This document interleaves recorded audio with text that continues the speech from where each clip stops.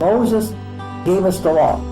The law addressed the record of man, that the record of man had discrepancies and corruption in it, and it was not holy. It was unholy and profane.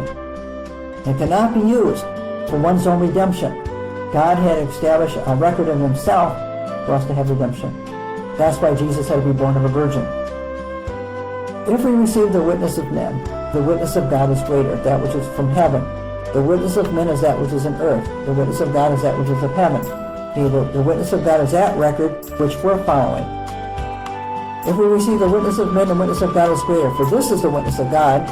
Well, where was it established? In Christ. Well, this is the witness of God which has testified in his Son. This is the record which we're following today. The witness of man follow those things which have to do with the things of this world. This is the spirit of Antichrist, which is that which is less than God. There's two different witnesses here. The witness of from heaven, the witness of which is the earth, the witness of man, the witness of God. The record of man, the record of God. This is the battle which we're coming against. We're coming against the record of man.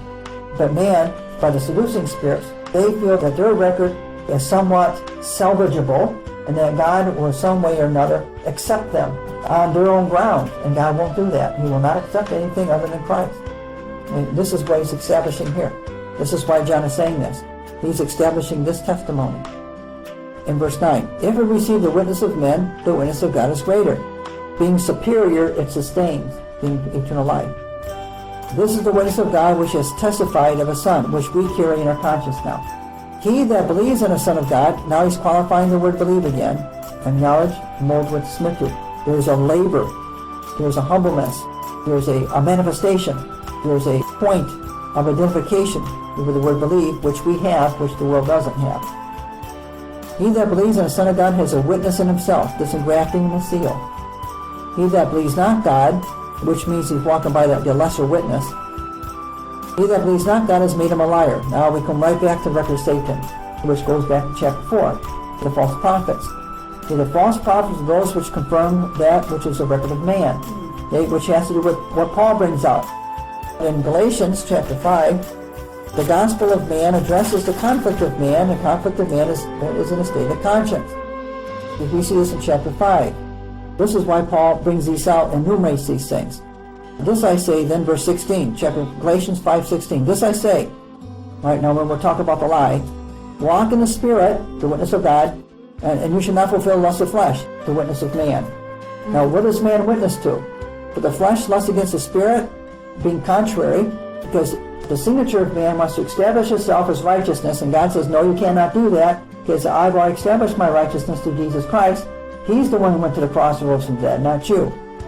Okay? The flesh lusts against the Spirit, verse 17, and the Spirit against the flesh, and these are contrary. What Paul says here is what John just brought out in 1 John 5.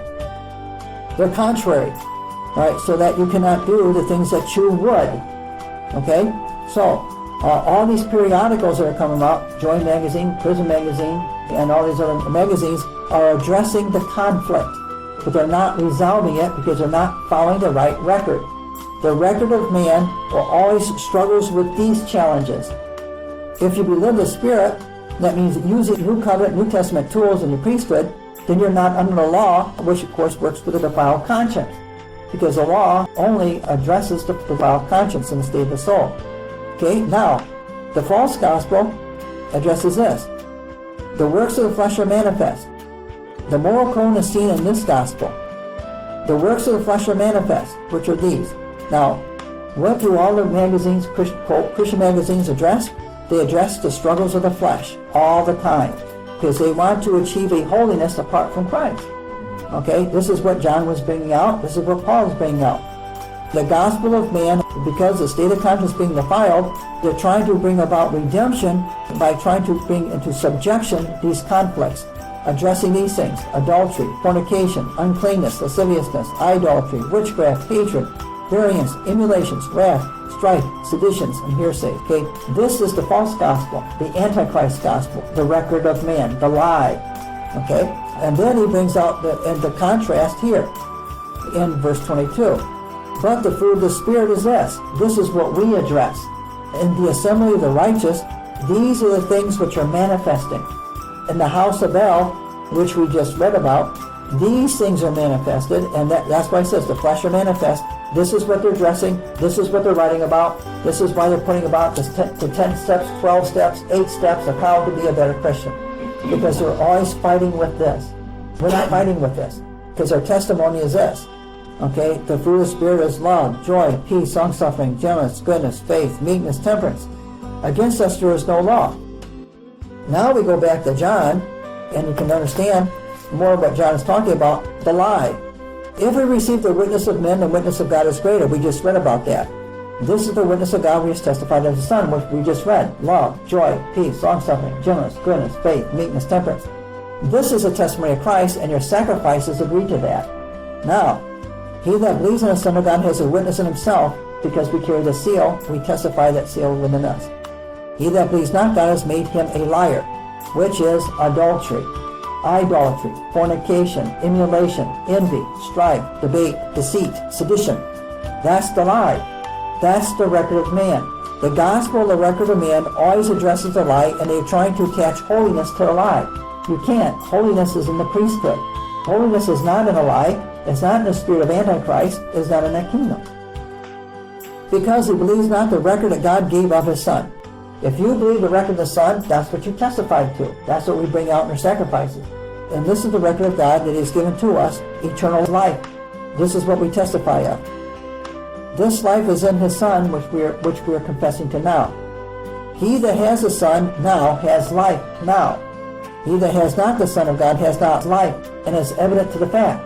When you read the magazine articles, you can tell they don't have life. They're always searching for it. The journey of it in itself is like a flagellation of the soul. They feel that as long as they put themselves in a journey of that perfection, that they're worthy of the kingdom and reward. That's like expecting a wage without working.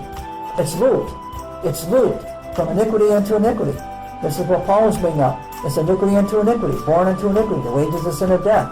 If they keep sowing to the flesh, they keep reaping the same. Confusion, derision, being confounded all the time. That's the gospel of the world. That's the false gospel. That's that other gospel which Paul's speaking about, which is a different Jesus. That other Jesus, it has to do with the struggle. But this Jesus reveals the remedy. The remedy is in covenant. See, they feel that by the struggle that they have somehow or another obtained salvation. That's not true. They struggle, yes, we struggle too. But our struggle is with the covenant. And remaining with the covenant, not just trying to obtain holiness, but abiding within it. We have it, they don't. The other Jesus, the other gospel, the other spirit. That's on this side. That's the lie. There's no life in that. These things have been written unto you that believe in the name of the Son of God. The name here, again, is carrying on this tradition, this kingdom. We believe on the name of the Son of God, this tradition, that you may know that you have eternal life, that you may believe in the name of the Son of God. Now this is the confidence we have in him. Confidence. Might not have the word confidence. Okay? Because truth removes the doubt. We have confidence now. Truth removes the doubt. Well, where did the doubt come from? That other gospel. Okay? They say you have to continually repent. They say that you need to always confess your sin. You see, but that's that other gospel. They're confessing their sins because the state of conscience demands it. We confess Christ because the state of conscience demands it. We're believing on the name of the Son of God.